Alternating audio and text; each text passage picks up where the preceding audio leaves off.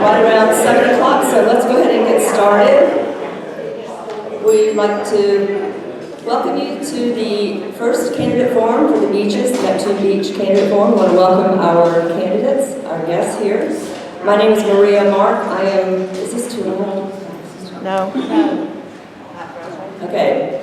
My name is Maria Mark. I'm the president of Beaches Watch. We will be, please turn off your cell phones and they vibrate.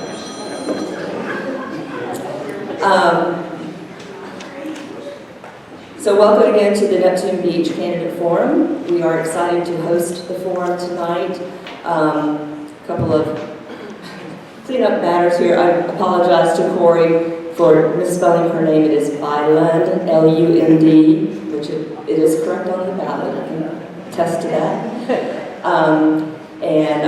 Also to our friends who are celebrating or honoring Rosh Hashanah. We did not realize it was tonight, so that was brought to me earlier.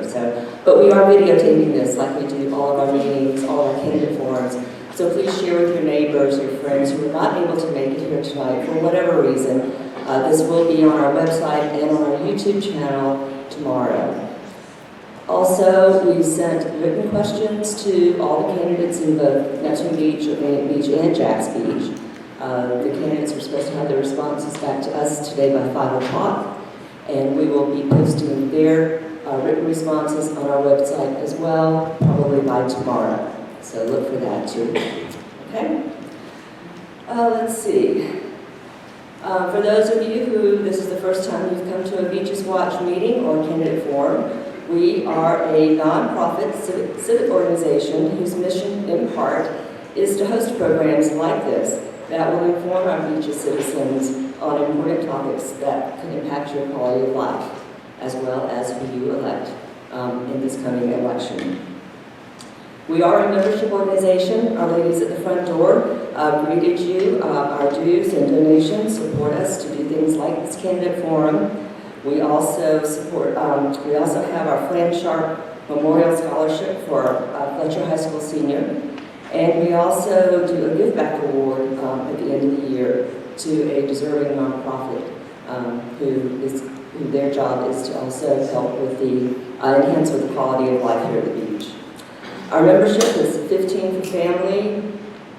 20 for family, 15 for individual, and 5 for students. So you can join us tonight, or you can go on our website. Okay, so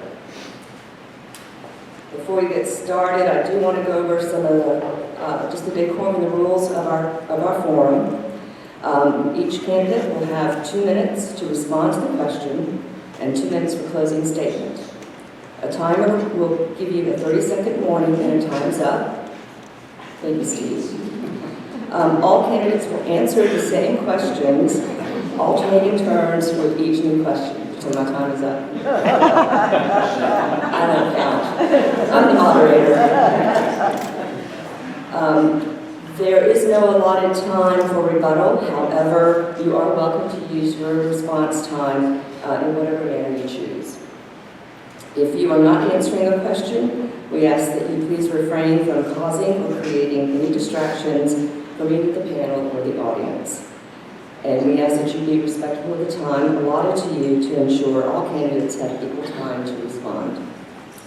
Audience, the only rule that I have for you guys is that you please be respectful of each candidate and refrain from any unnecessary distractions to ensure you, the audience, has an uninterrupted session to hear from each of the candidates.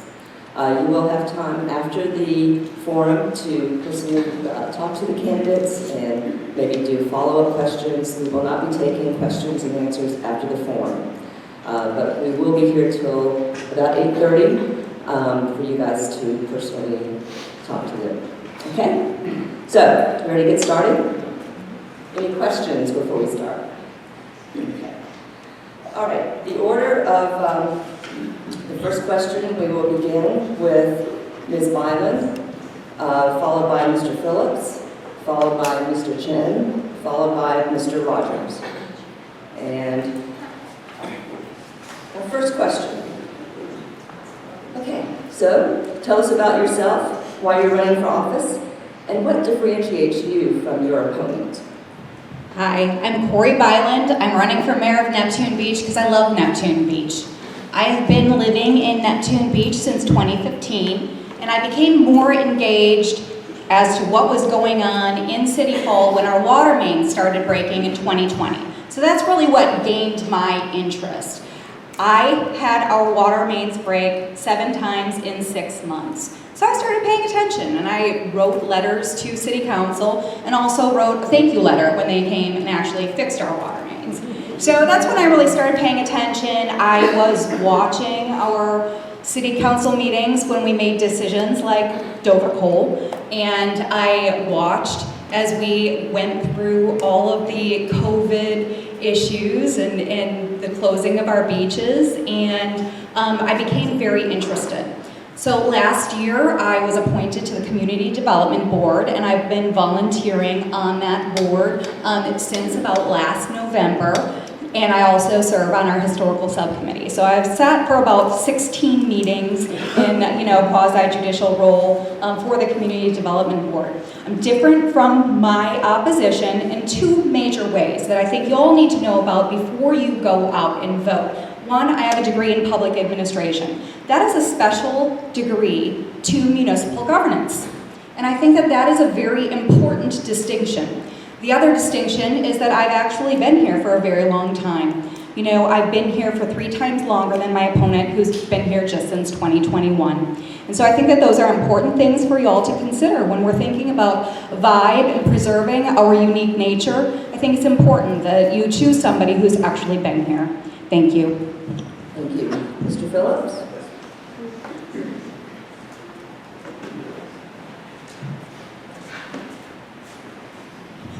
So my name is Michael Phillips. I live in Neptune Beach. I have lived at the beaches for over 16 years. Raised my kids out here. We all started at Community Presbyterian Preschool, San Pablo Elementary, Fletcher Middle, Fletcher High School. So I have been a beach resident for 16 plus years. I wanted to start with that because there's a lot of misinformation that's been going on about me and my life and my campaign. And I think it's a time that we really straighten out a lot of the misinformation and the untruths. I'm here because I have a servant's heart. And I really believe in the mantra that to much is given, much is expected. And I've been given a lot. And I'm not just talking about material, I'm talking about a lot of other things. And I truly believe that I'm in a position to give back and serve this community. I have 20 years of leadership positions. I have been president of Oceanside Rotary. I've been president of my alumni association. I've been chair of an endowment committee. I've been running a law firm for a very long time. I've managed personnel. I've hired folks. I've fired folks. I've dealt with a lot of issues.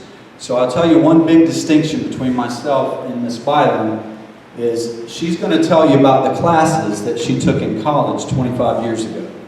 I'm going to tell you about the organizations that I've been running and being the leadership of for the last 20 years. I'm not going to tell you what I did 25 years ago in college. I think a lot of you have heard a lot of information about that. It's really not true. But I'm going to tell you about what I've been doing. And I've been leading organizations. I've been running organizations. And I feel like my skill set is best to serve this community at this time. And that's why I decided to get involved.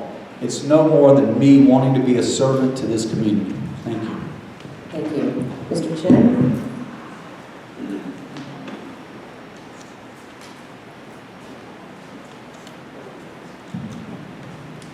Good evening, my name is Kerry Chen, and I've been asked this question many times, why am I running for this office? And the answer really boils down to, I have a strong belief in public service. You know, I believe that everyone should be giving back to their community in a way that best befits their capabilities. Now, when my wife and I first moved here over 21 years ago, we immediately started looking for ways to volunteer. And that's how I got involved with the city. You know, I started working with civic and government organizations. I was on the Beaches Town Center Agency for all their different events that benefit the Beaches Town Center. You know, Dancing in the Street, Coastal Carnival, you know, tour of homes. And then I also started volunteering for the city with the planning board, the community development board. I was chair of it several times. And this was all before I even had an inkling of wanting to be on council. And that was just a gradual, evolution from all the volunteer work that I started doing here. And when the position opened up on council, I said, well, I want to continue what I was doing on the Community Development Board and help shape the future of the city and make sure that we're retaining our residential character and keeping it safe from out-of-scale development. Now, what differentiates me is that I have all these years of built-up experience. I've built up relationships with staff, with the police, with public works, with our neighboring cities, the elected officials at each neighboring city. And that's how you help build up, help from your sister cities. You can ask each other for assistance when times are rough. You can go to COJ and say, hey, we need X amount of dollars to fix part of our stormwater system, which is how we got $8 million to fix a couple of culverts. And so, thank you. So I know I talked a lot because I have a lot to say, but hopefully you'll hear more as we go on. Thank you. Thank you. Mr. Rogers?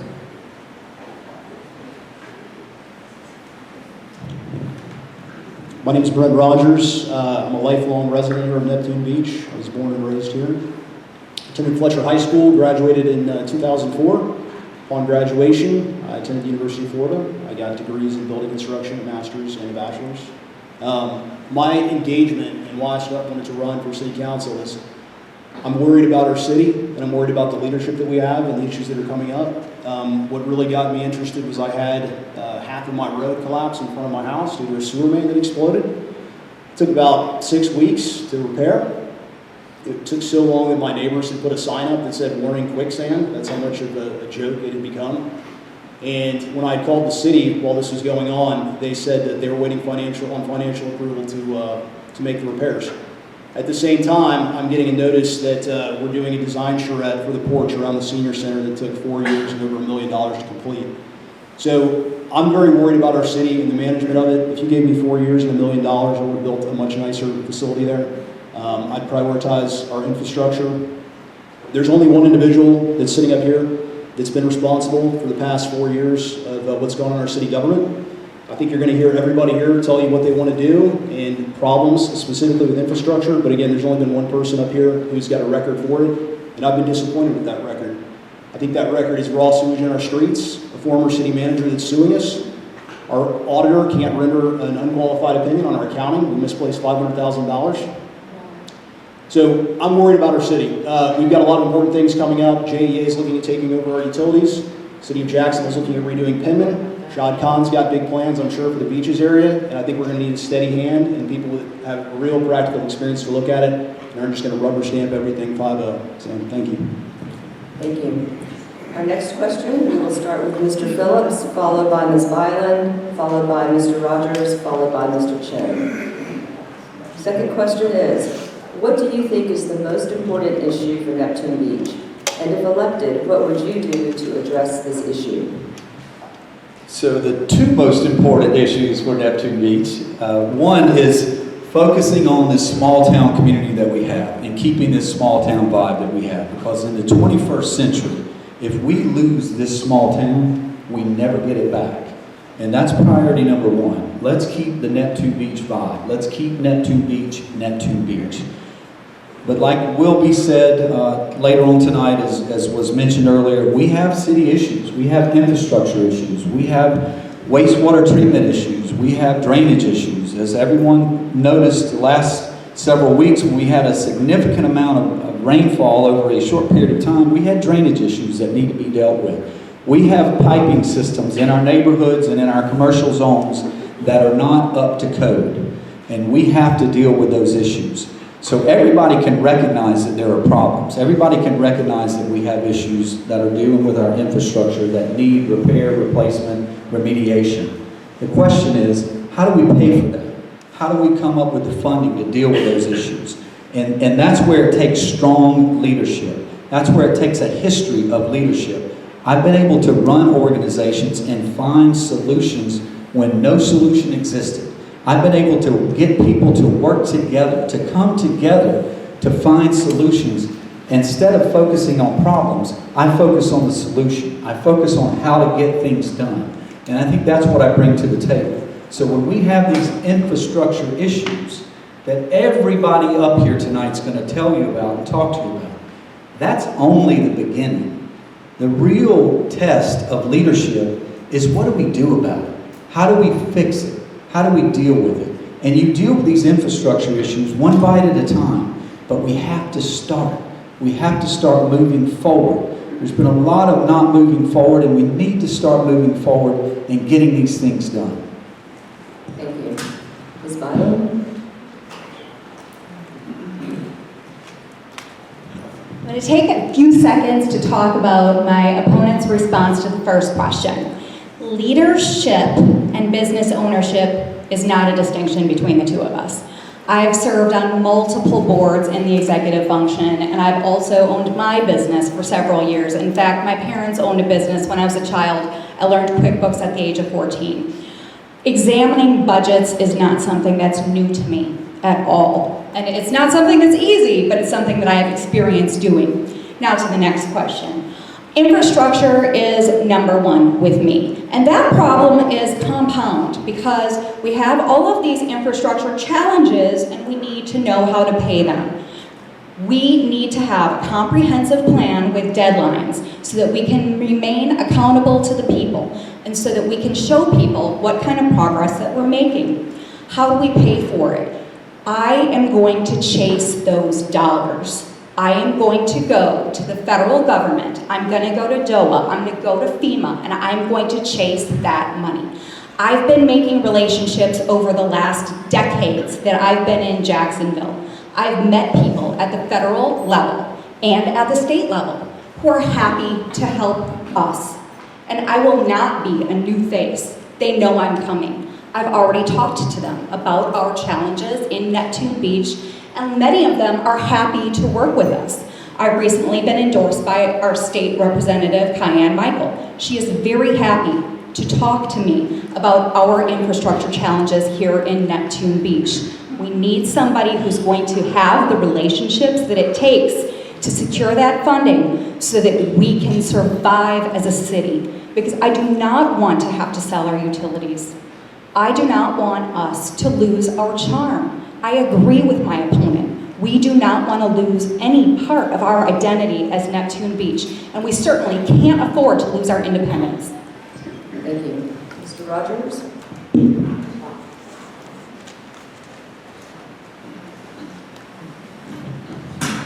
Likewise, I think infrastructure is our biggest challenge. It's no secret we've got a lot of problems. Everybody up here has talked about it. The concerns that I have with that is I think we have money. We just haven't spent it on infrastructure. We've got discretionary projects like the building in Jarbo that nobody uses. They've squandered money on consultants that we were paying for, like resiliency labs and some toy that would monitor the water levels for climate change of our culverts. We're spending money on things that don't matter, and we're ignoring things like making sure our toilets can flush and our fire hydrants can pump water out. Everybody knows about the Publix tank and what's going on with that. And what's coming down the pike is even worse. The state of Florida has tons of mandates that our city public works director, he'll tell you they're going to cost $75 million. What's the plan to do about it right now with anybody that's serving in our government? You wouldn't even know, because even though we have an infrastructure subcommittee for our city council, I can't remember the last time they've met. It's probably been a year or close to it. So even if you as a citizen want to get involved and pay attention, there's nothing to pay attention to. But there's federal money out there that I'm sure we can get our hands on. We should pursue relief from the states from these mandates, like the deep injection wells that's going to cost $10 million. We should be partnering with our other cities to try to work on solutions with them, like Atlantic Beach or Jacksonville Beach. But there's nothing magical about fixing years of neglect, and unfortunately that's what we're going to be dealing with. So we need a capital improvement plan that prioritizes the things that are most critical and the things that are going to allow us to remain a city, because I don't want us to wind up with no utilities. We're essentially going to be a police department at that point as a city and nothing else. So thank you. Thank you. Mr. Chen?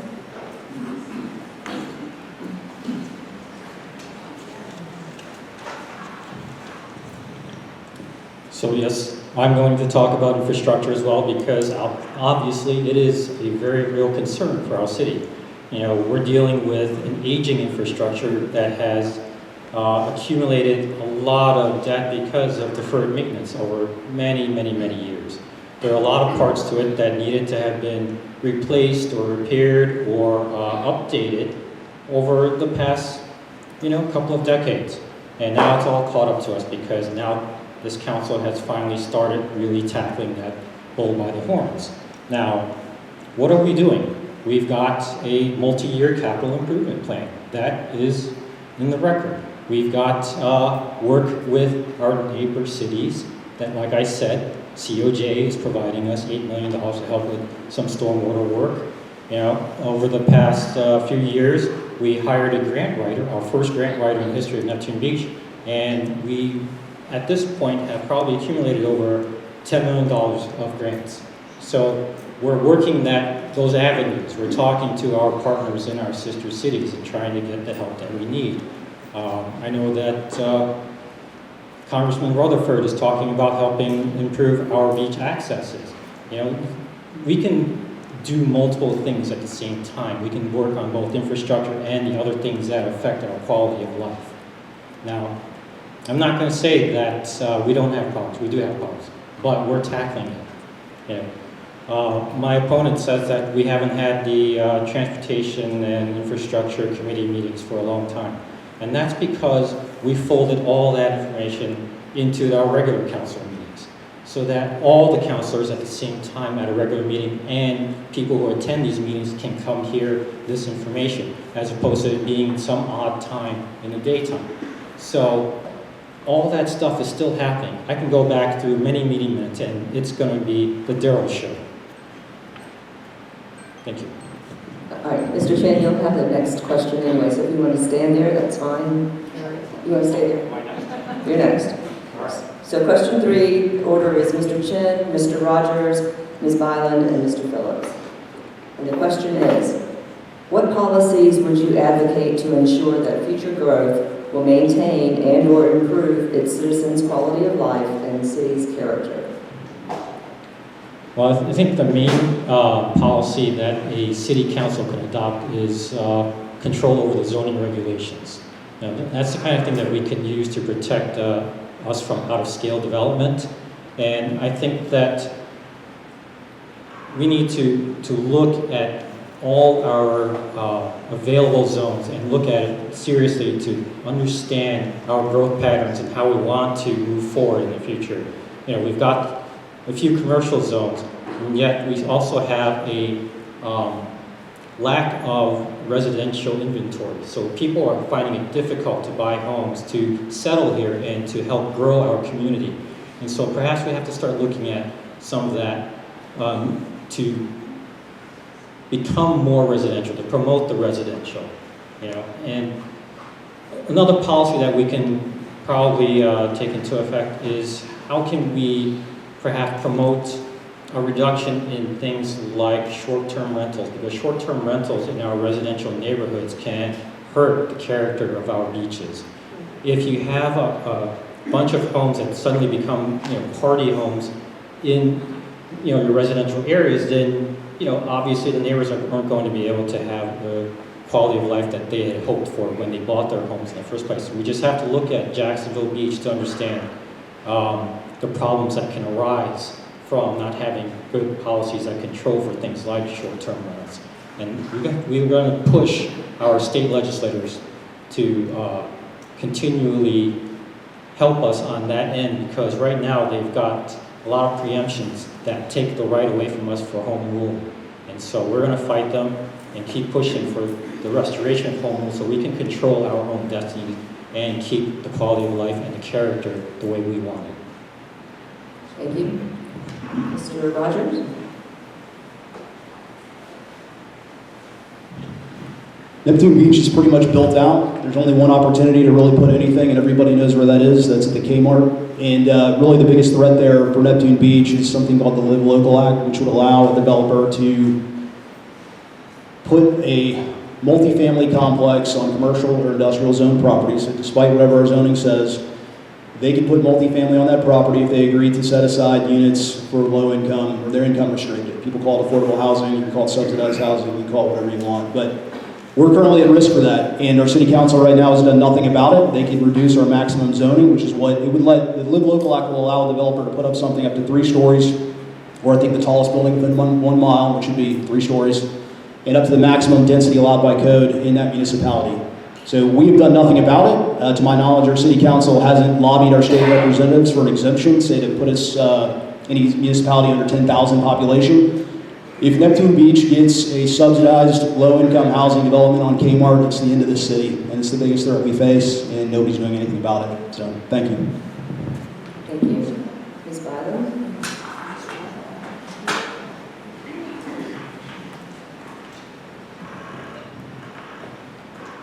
Step one to preserving our character is keeping our density low. We need to tighten up our land development code to make sure that we keep our density low so that, for a number of reasons.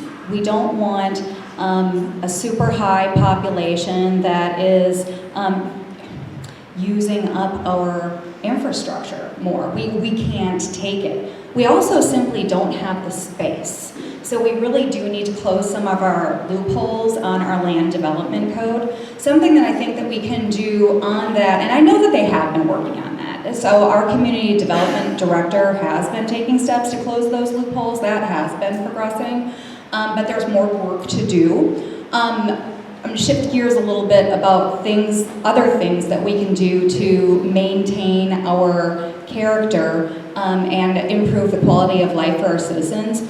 I am a firm believer in walkable and bikeable cities. We are a small 2.2 square mile city. Walkability and bikeability increases life expectancy. I'm a huge fan of all of these projects on blue zones, and I would love for us to get there mentally and with our infrastructure. We are making progress in that regard with our multi-use paths. I like one aspect for sure of the Penman Road project, and that is the multi-use path. And I think that will increase the quality of life for all of us who want to walk and bike with our children safely on a path, because our sidewalks do need improvement. And we are going to be getting that thing out of the Penman Road project. I know a lot of people don't love it, but that is one thing that I do love about it. That will increase all of our standard of living and our life expectancy. Who doesn't want to live longer? Thank you. Thank you. The next question, we will begin with Mr. Rogers. Oh, I'm sorry. I was just checking you off. I'm sorry, Mr. Phillips.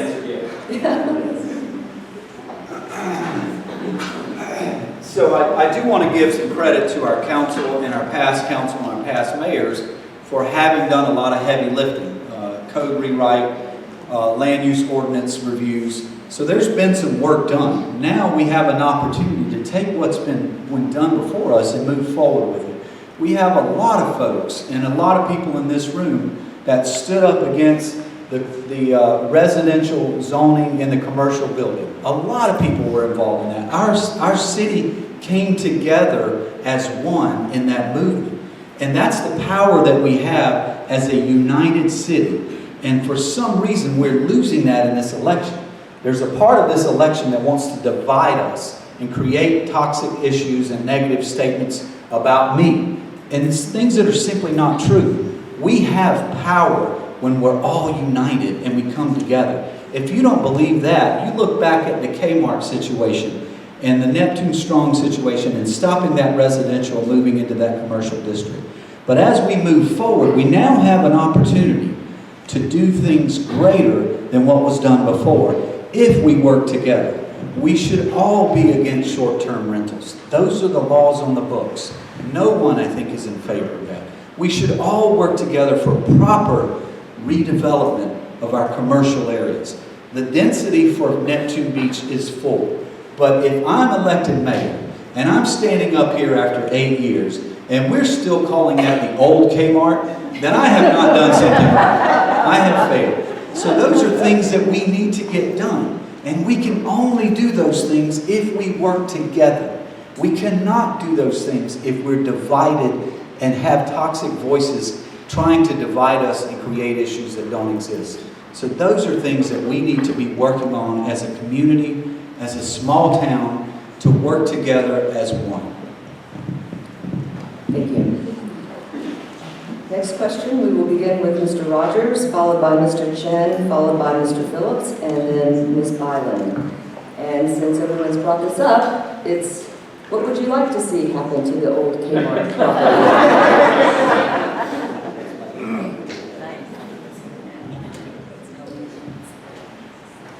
That shopping, I've lived here my whole life, unlike anybody here, frankly. That shopping center has like always been a problem.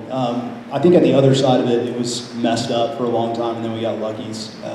So having it be what it is, frankly, doesn't bother me all that much. What I don't want is a bunch of people. Neptune Beach is full. I'm very happy that I have a house here. I'm very happy everybody here hopefully has a house here that they own, but we don't need to add 600 people there. And I think based upon the fact that nothing has happened with it, it tells you the economics of commercial redevelopment just aren't there. The developer that owns that, I'm sure they're not stupid. So if somebody up here in government wants to tell you that they've got a grand idea for redeveloping Kmart, I don't think they're being very forthright with you, because there's a savvy developer that owns that right now, and he's obviously decided that he can't do anything with it under the current zoning. My fear, as I just mentioned before, was based on that state law. They're sitting there holding that property. I don't know if they have any debt on it, but if they're certainly hurting by holding it. They're paying property taxes on it. They're going to get desperate and put a low-income subsidized apartment on it. I don't want that to happen. Anything else? They want to put up a new shopping center, something that applies to their zoning code right now? It's fine with me. It's up to that developer that owns it, but nobody up here, I think, is going to give you any grand ideas for what they're going to do, and they certainly don't own it and don't have the capital to do anything with it. So, thank you. Thank you. Mr. Chen?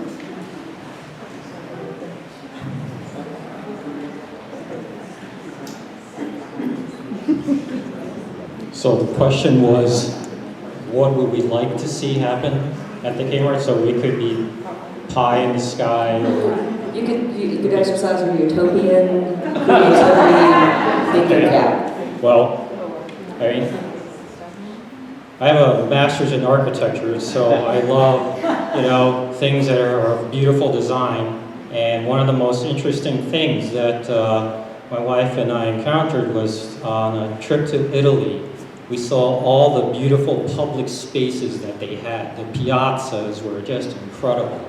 And they were used. People went there and the businesses were successful.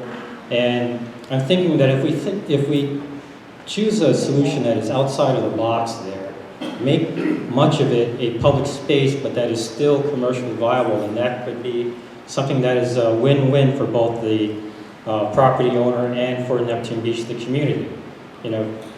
If a good portion of it is saved for, public space, for park, for green space, something like that would be really beautiful and a benefit to Neptune Beach. Now, my opponent says that, it's not like we have the capital, we don't own it, and that's true. We don't own it. It really is up to the owner, and in all this talk about, we should do something about the Kmart, we can maybe, encourage the owners, with some incentives, but I don't think that there are incentives that the people of Neptune Beach would be willing to give. So, that's out of the question now. From my understanding, it is possible that the, Tribridge, the owner right now, doesn't really have a good idea, and they're willing to go back to the drawing board with the council, but they may also be willing to just move on and sell the place. But be that as it may, my vision for it would be, a beautiful piazza space that serves both the property owner and the community. Thank you. Mr. Phillips?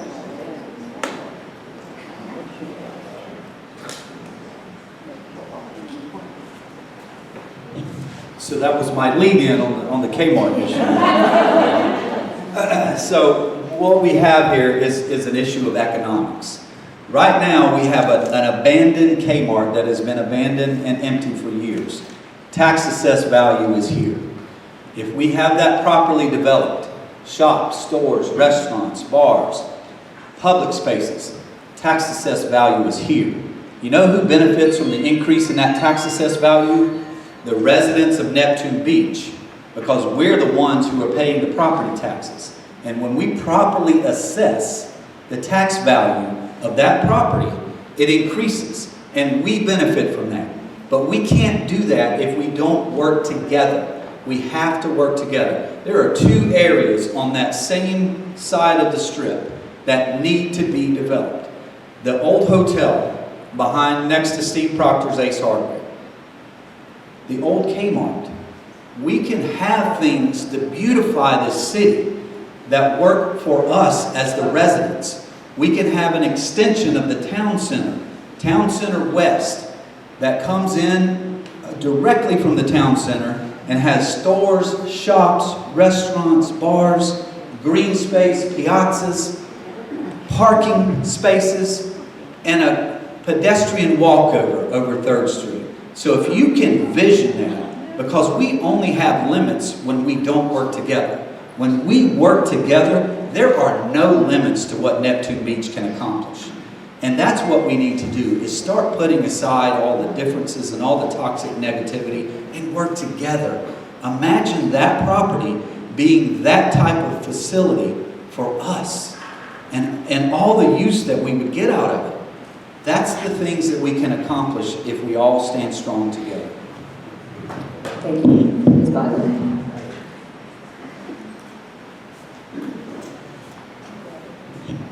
My opponent is absolutely right about everything that he said about the taxation aspect of that property at Old Kmart. We must move forward on that project. That property is a blight, and we need to get back to the drawing board with the developers on that property.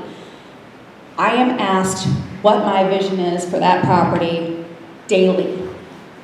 I want to tell everybody, and you should all know, we don't get to decide on city council.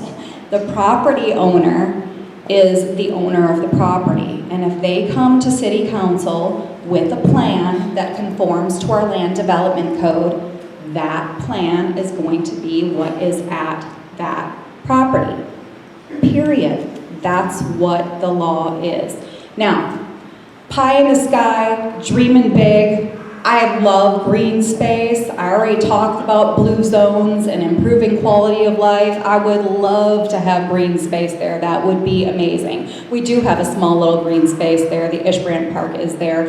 It's not a place that people go right now, but it could be a place that people go and enjoy with their families in the future. So that would be one aspect of that property that I would like the developer to loop in with whatever they decide to do with that property. I love what Jacksonville Beach has done at the south end of our beaches with the new J. Crew store, the Ulta, and the Nordstrom Rack. I want all of those things. I also love Trader Joe's. I don't know if it makes sense for us to have another grocery store on that strip of Atlantic Boulevard. But, I think that, we need to have thoughtful development. We need to have smart development. It needs to fit into the character of our city. And I can't wait to talk to everybody involved in this decision because we need to move forward. Thank you. Thank you. Ms. Byland, you'll have the first answer. Lucky me. First. So it'll be Ms. Byland, Mr. Phillips, Mr. Chen, and Mr. Rogers. Okay. So what is your opinion of the proposed roundabout at the Penman Road 5-way and the other proposed Penman Road improvements? Okay. So, this is another one that I get multiple times during the day. And the Penman Road project, as y'all may know, is a COJ project. The city of Jacksonville, our county, owns Penman Road. They own that corridor, okay? They are going to be the people who decide what happens to that corridor. I would expect politically that they're going to want some buy-in from our city council. Our city council has already said, we're not sure that a roundabout at the 5-way is the safest for our families and for our children. I share those concerns. My son goes through that 5-way intersection 2 times a day, every day of the week. My father, who has a prosthetic leg, also drives through that on his bicycle on a regular basis. So I'm very concerned about bicyclists and pedestrians being able to navigate that roundabout. I have been to every workshop on that project that they've had out here at the beaches. I went to the workshop in August in Jax Beach last year, and there was no change between that workshop and the March workshop in Neptune Beach, and we were all very disappointed if you had gone to both workshops. But I went to the workshop in Jacksonville Beach in August, and they were kind enough to roll out for a few of us their plans. They are changing the plans. They removed most of the medians, they removed some of the roundabouts. The roundabout at the 5-way is still there, but they did do something to increase the walkability and the bikeability by including push-button crosswalks that will light up for people to navigate that intersection. At the end of the day, it's not going to be Neptune Beach City Council's decision, it's going to be the City of Jacksonville. But we can affect change if they'll just listen. Thank you. Thank you. Mr. Phillips.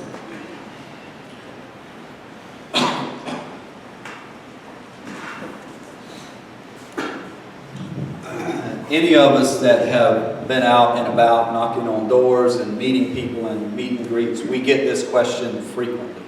Because it is a hot item. It is a hot subject because it affects us so much. The first priority I have is safety. Safety of our pedestrians, our kids, our bicyclists, and safety of our emergency vehicles coming up and down that road. And I met with a couple right on Penman Road that were really concerned about the emergency vehicles being able to come in and out because there's been several instances where they've had to call 911 and have ambulances come through. So that's a priority. I would agree that the change, the revisions that have been made are better. I do support the crosswalks, the pedestrian crosswalks. I think those are safety features. I think those are good items to have on Penman Road. I do support the sidewalks on both sides because I think those are also safety features. I support the fact that we've now limited our medians. But the question is, what do we do at the 5-way? What do we do at Florida, Forest, and Penman?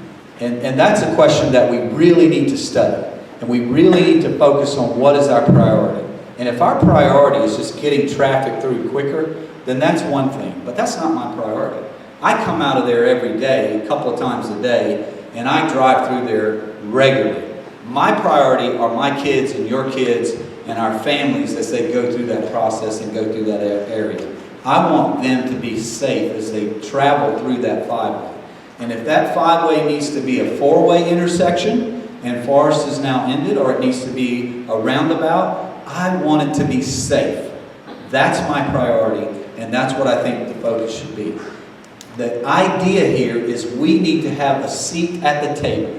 We need to be talking with the City of Jacksonville and engaging with them to make sure our concerns are heard. Thank you. Mr. Chen?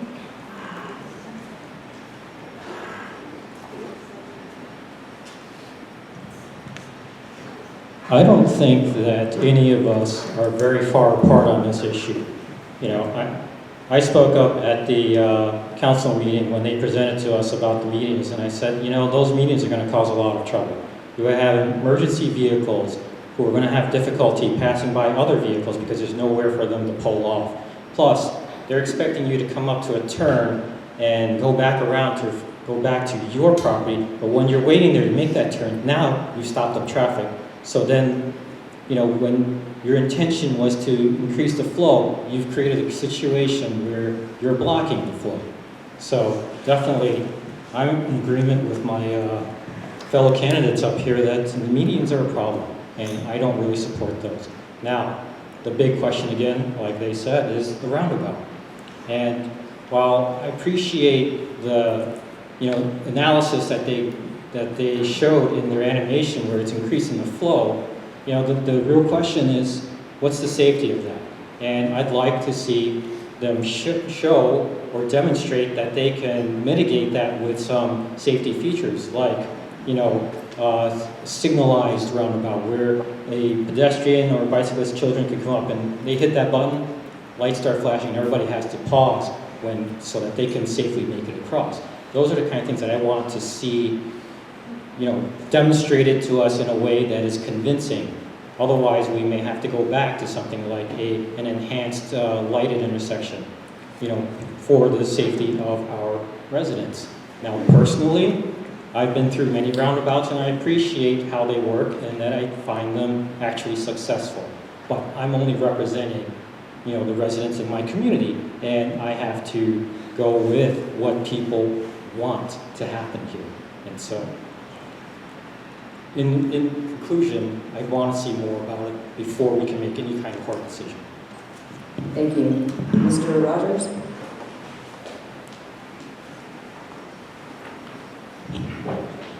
I'd been to the Penman meeting for Neptune Beach it was quite a few months ago, probably close to a year ago, and the city of Jacksonville engineer who was there, he said that the city of Neptune Beach, along with the other beaches, asked them to do this. So I think I personally was, at least I was temporarily surprised that our city council had signed a letter to the city of Jacksonville asking them to do a complete streets program, which then the city of Jacksonville prepared for us, which was the medians and the 8 roundabouts and all the things that people don't like and don't make any sense, like putting those medians where nobody could get past a garbage truck or an emergency vehicle or anything like that. So ironically, I guess our city council had asked for what we got, at least in part.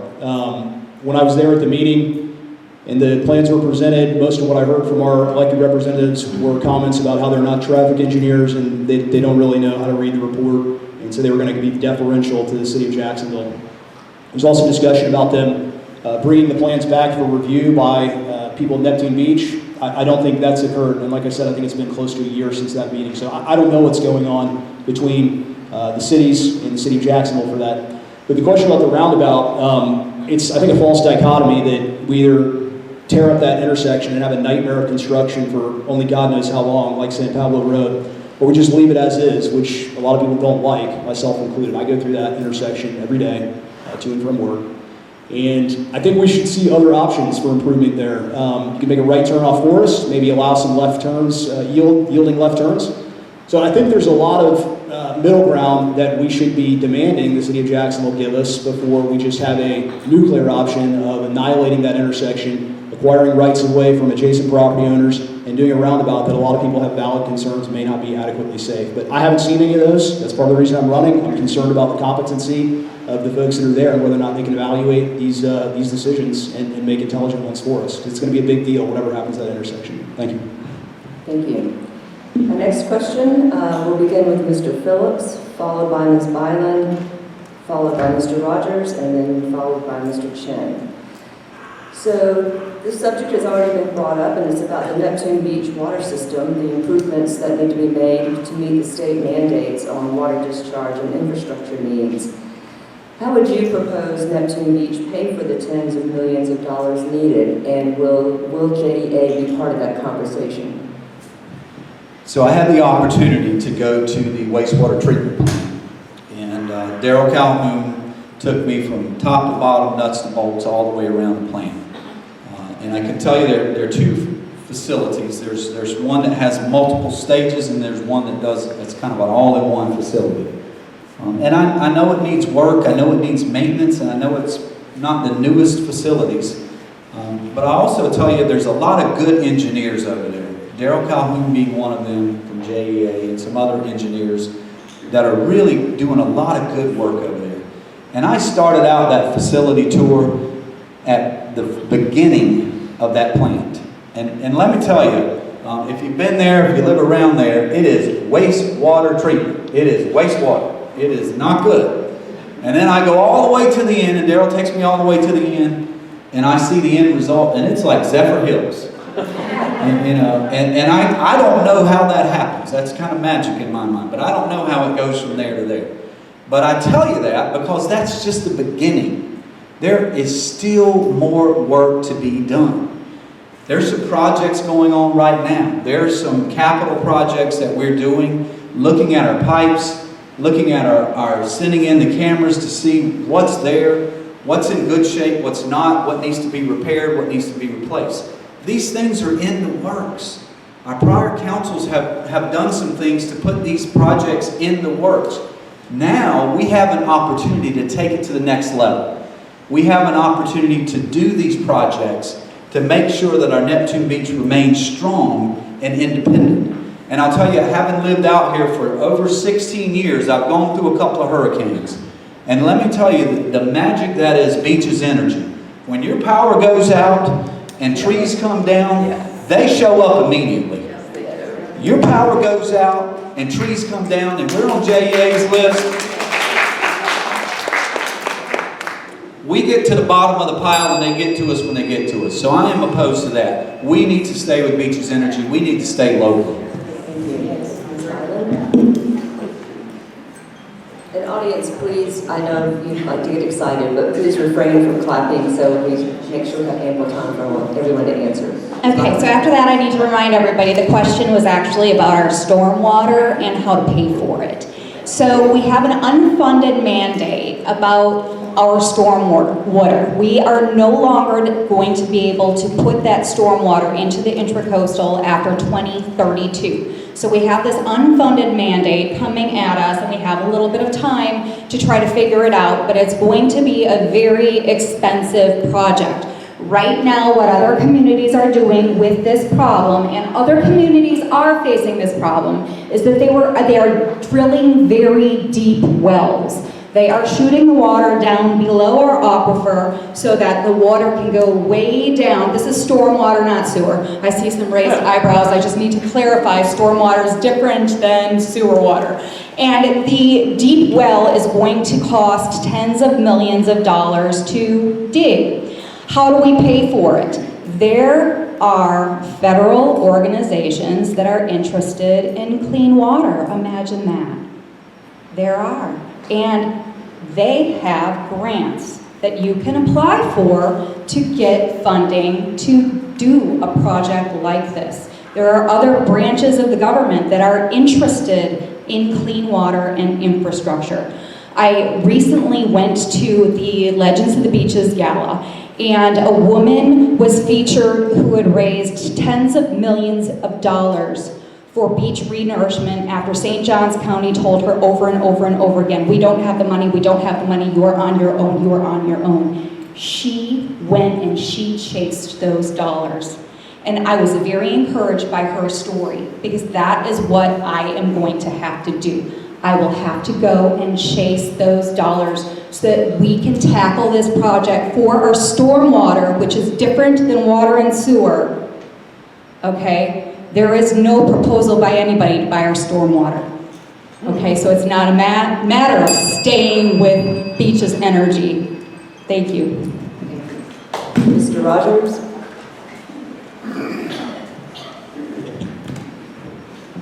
There's nothing magical about fixing years of deferred maintenance. I think I mentioned earlier our Public Works Director, he's got a program released at the time that he and I talked. He's got a $75 million figure for water and sewer. Part of that's the deep injection wells. Part of that's upgrading our wastewater treatment plant, water mains. He's got a program to potentially get rid of the water tower, stop using the water tower and use pumps. $75 million is a lot of money. Maybe we get grant money. I don't know. I think the question is about what we're going to do if we're going to stay independent, or the main focus is if we're going to stay independent or go to JEA. I don't think JEA is a charitable organization that's just going to come in and give us money for free, certainly. So if JEA, who our city council has asked to look at taking over our utilities, and I don't believe they've gotten back to us yet, but I'm sure that they're not going to do it for free. If they're going to do it, they would put some type of a surcharge on us, so I think we might as well stay independent and do it ourselves. It could be a combination of grants, funding with bonds. We have money. We got a ton of money from the feds back when they were giving away all the money for coronavirus. Our CFO told me that we had $2 million that was sitting in the bank that we got I think it's in 2021 or 2022, and just unused. So we have gotten money. We have access to money. We don't spend that money where it should be going. That's an easily fixable problem. And what do you think has happened to the value of those monies that we have gotten and that we haven't spent after inflation? And so I think we do have money. We can seek out grants, and we can seek out relief too. The direct injection well, I think there's a threshold with the state if you're under $10 million of your general fund revenue, or there's an exemption, and we should seek to either extend that exemption or see if we can fall under it, because there's a lot of other communities that are facing the same thing. Neptune Beach is not unique. We're not the only small city in Florida that's facing big costs. We should be partnering with those other cities to lobby our state for relief, and we should seek out additional sources of money. But there's nothing magical about it. It's going to cost a ton of money, and there's no free lunch here. So, thank you. Thank you. Mr. Chin?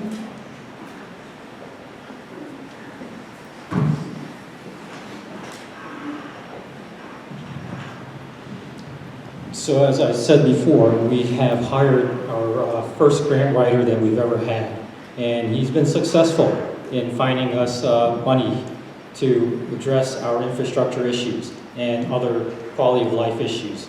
Now, we've also partnered with other lobbying firms that are talking to government at the county and the state level. So we're tackling it at multiple avenues, and we're getting that money. It's coming. Now, yes, we also have money that's currently in our enterprise funds. Now, you know, my opponent says that we haven't spent it and that we should spend it. Now, that money is planned and it's encumbered to go towards certain projects. Now, projects take a long time. You know, it's not like you can snap a finger or get a project done. You've got to do the upfront analysis, you've got to do the planning and the engineering, then you got to go out to bid and get a number of bids to come in, and then you have to evaluate those bids. And by that time, that timeline is still possibly a year or 2 years out. So, but that money is set aside for that project. For example, we've got wells that are freshwater wells that are old. They're going out of service, so we have to dig another freshwater well. Now, that's already in the planning and engineering stages, and that money has been assigned to it, but obviously that's not happening right now. But it's happening, and it's planned, and it's going to be on the schedule for a new water well. And that's just one example of all the different things that the city is actually doing, even if we don't go and shout it from the rooftops. Our staff, you know, Daryl Calhoun, the magic man at Public Works that we were so lucky to have, you know, came from JEA when there was an executive purge there, and he's brought all his expertise, and he's helping us get everything back on track. And speaking of JEA, I agree with everyone else. You know, I don't want to see us go down the road, you know, becoming, you know, part of JEA, because Beaches Energy is the best. Thank you. Mr. Chin, you'll be leading off with the next question. This will be the last question before closing statements. The order will be Mr. Chin, Mr. Rogers, Ms. Byland, and Mr. Phillips.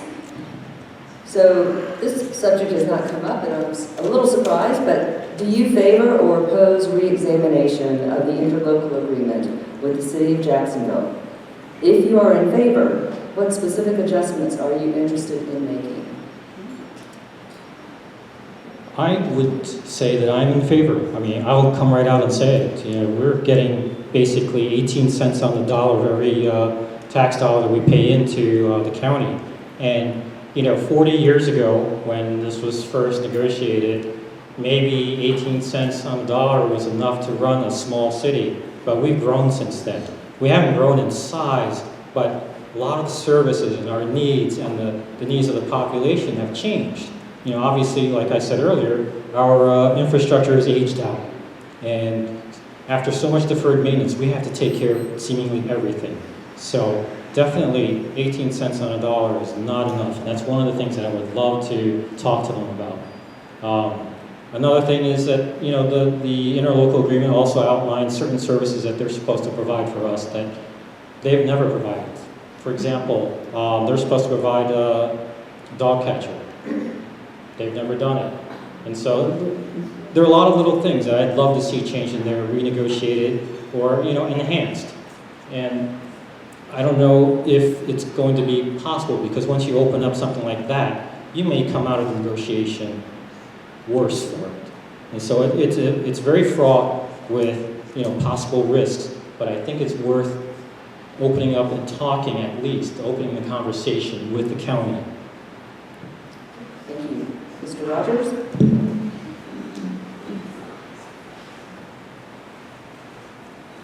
Just want to say I do know that as my opponent said, projects take time. I live near the senior center. I watched it take 4 years to assemble 6 trailers to put them together that we're currently paying mold mitigation fees, I think, on. So I'm very aware of how we run projects in Neptune Beach. That's part of the reason I'm running.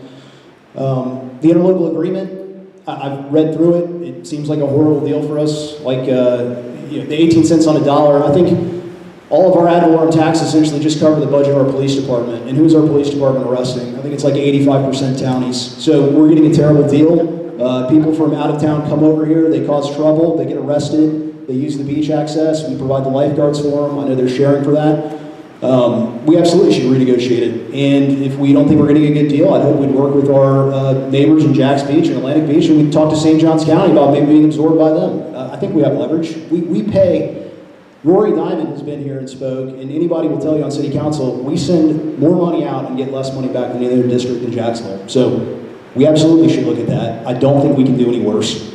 It's unfortunate that our current city council has done nothing about it. So I would love to get on there and do something about it.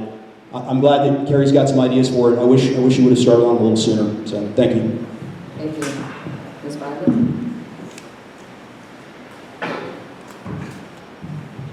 The interlocal agreement, this was one of the first meetings that I had when I decided to run for mayor. I went and I met with some folks from Atlantic Beach who had already been to the table to talk about, renegotiating our interlocal agreement. I had actually been informed about this issue by people who sit on our city council currently. So this was not something that was a foreign concept or something that I came up with. This is something that has been talked about and discussed. And while our city had not been to the table when I first started meeting with people, when I first ran, I believe that people have been considering going back to the table to renegotiate our interlocal agreement. A couple of things and some numbers. Mr. Chin is absolutely right. We only get to keep 18 cents on every tax dollar that we pay for our property taxes. Our people at the beach pay 11% of the general fund into COJ when we are only 3% of the population. This is problematic. This is not fair, considering COJ is supposed to do a laundry list of things for us that they do not do. They don't provide the animal catcher. That's $102,000 every year. I asked Mr. Hernandez, I've met with everybody. I've met with Gerald Calhoun, Jaime Hernandez, I've met with our city manager. I don't take a photographer with me, but I have met with everybody, and everybody's been great and has explained. And Mr. Hernandez explained to me that we can't even bill them for the $102,000 for the animal catcher. They don't pay it. Tipping fees. COJ owes us over $87 million, the beaches, $87 million in tipping fees associated with our solid waste management. When I asked Matt Carlucci, how do we get that money? He kind of hemmed and hawed, even though he was the one who gave me that number. He admitted to the number, but how do we get it back? He just wasn't really sure. So we need to get back to the table and do that. They're supposed to be picking up our storm debris. There's still storm debris in y'all's yards as of yesterday when I was knocking on doors. So we need to get back to the table and renegotiate that agreement. Thank you. Mr. Phillips?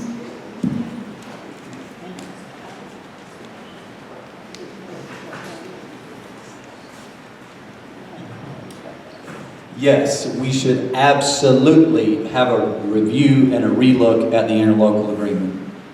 You've heard the number. If you think about your family budget, if you think about every dollar that you bring into your household, someone comes in and says, you only get to keep 18 cents of it. How are you going to keep your lights on? How are you going to pay your bills? You're not going to be able to. So we need to relook at that interlocal agreement, and we need to make sure that we're getting our fair share. We also need to make sure that we're getting our services that are promised, that we're paying for, that we're not. We have an opportunity in time right now. We have a beach person who is the mayor of the city of Jacksonville. She is a beach person. We have an opportunity right now to work with her to reassess those issues.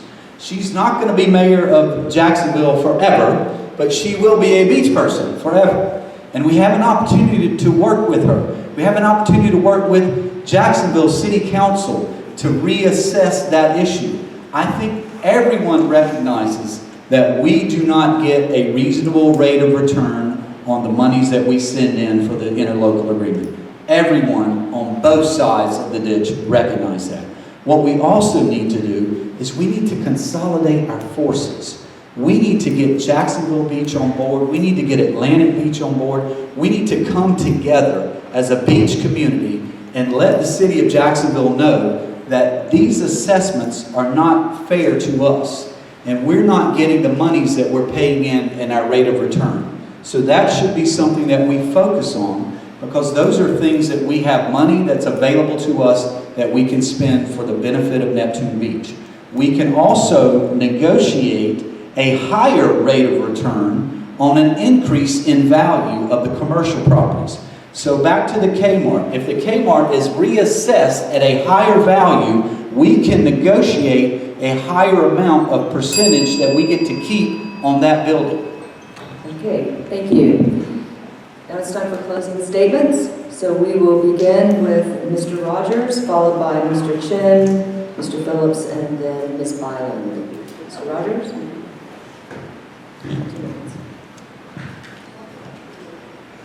Like I said, the reason I'm running is I'm dissatisfied with what I've seen. I've lived here my whole life. I've been very disappointed upon getting more involved and paying attention to what's going on in our city council. I don't think anybody's touched on it, but I really don't like either the way the current city council is non-responsive, I feel, to our concerns of our residents. It doesn't feel like there's a lot of transparency in the decisions either. Things will come up, they'll be put on agendas maybe one day before the meeting.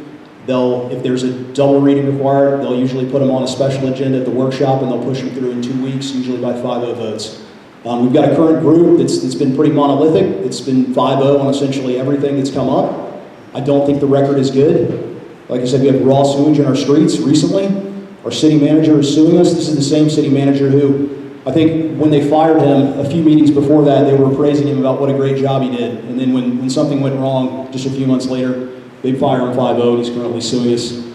Our auditor says our books are a mess. Our community development director says that our codes are terribly written, and this is after we spent $500,000 to a Miami-based consultant to tell us how Neptune Beach should look. I think we can do a lot better.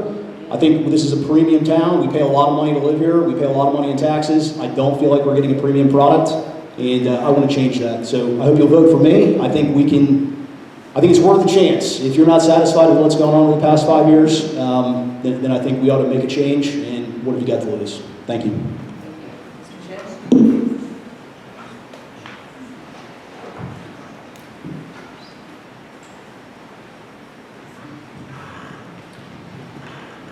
Well, as I said earlier, I'm running because I believe in this office. I believe in public service.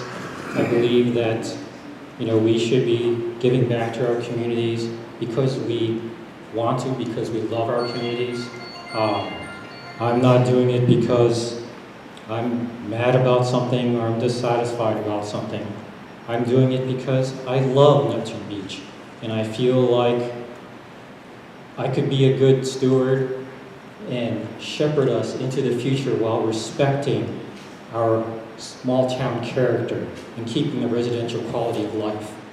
Now, some of what you may be dissatisfied about with the council is these are things that have built up over time, and our council is finally trying to do something about it. Are there a lot of 5-0 votes? Yes, because these are all issues that are not controversial. These are things that just have to be done. These are just things that have to be voted on and approved. If it's a pothole, we're not going to argue about that pothole. We're going to fill it. And so when the vote comes, we're all like, yeah, fill that pothole. Yeah, pay for that improvement at the water plant. Dig that well. Replace that electrical panel at the sewer plant. These are things that we're all doing. And it's not glamorous. We don't advertise it. It's just normal part of doing the job. And that's what I'm asking you to do. To let us continue to just keep managing the city and making sure that we take care of the things as they break and we fix things so that they won't break in the future. Thank you. Thank you. Mr. Phillips?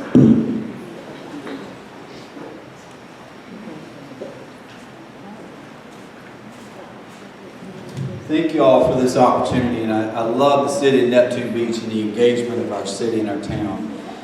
When I got involved in this campaign, I made it a commitment with myself, my campaign team, and all of the folks that were involved that we were going to run a professional, honest, fair, clean campaign. We were not going to speak negative about our opponent, and we were going to elevate the city. I was going to be kind and bring love and truth to this process. What I have learned as going through this process is it's not been reciprocated. There's a lot of lies out there. There's a lot of untruth. There's a lot of things that are being spread about me that are not true. And it goes back to that old adage. When you can't beat someone on the issues, you attack them personally.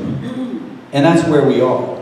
I had the opportunity this weekend. It was really an epiphany moment where I was walking the neighborhoods and I was behind Miss Byland. She got there before me, so I said, well, let me let her get ahead. And she left cards on the door, and I left cards on the doors when folks went home. And I noticed the back of my flyer is very fine print. And I didn't even include everything that I've been involved with. And it's so much of service and leadership that is small print. The back of her flyer is large print, and there's nothing there. That's a huge distinction. Because this campaign has not been about issues. It's not been about service and leadership. It's been about talking toxic and negative about me, my family, and my campaign and my supporters. And this city is better than that. This city is a city that unites and gets things done. This is a city that can be the shining light on the hill if we want it to be.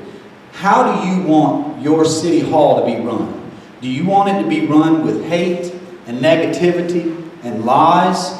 Or do you want it to be run with love and kindness and unity?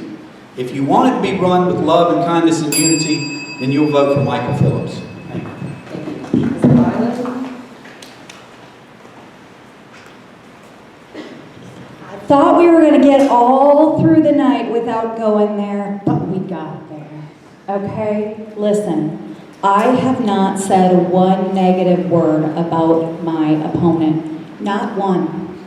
I've been out door knocking. I have not said one negative word. Look at my materials. Look at my website. Look at my social media page. I have not said it. There is a big difference between a candidate running a negative campaign and somebody who has an extensive record that's all public record for people to find.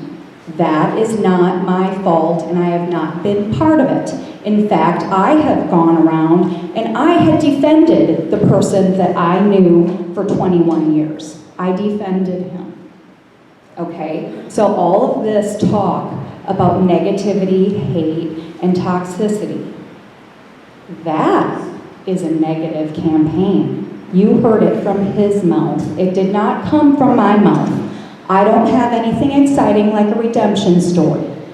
I haven't been to jail. I don't have mugshots. I don't have felonies or misdemeanors, period. Okay? So, when people have found these public records, okay, that is not something that I have done. That is something that is just out there in the community. I would like you to vote based on qualifications of the candidates. And if you have any questions regarding the qualifications, you can stop at my table and you can pick out some materials that can refer you to my website, social media, and you can call me. I have my phone number on my card and you can call me. Please do. Thank you. Thank you. All right, and that concludes our forum. We want to give our hands for all of our candidates who participated.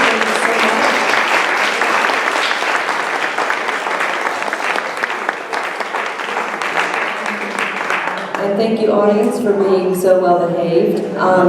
So before we go, if you are able physically, if you could help us stack the chairs, that may help. The candidates will be out in the hall for the next few minutes. We ran a little over time, but thank you.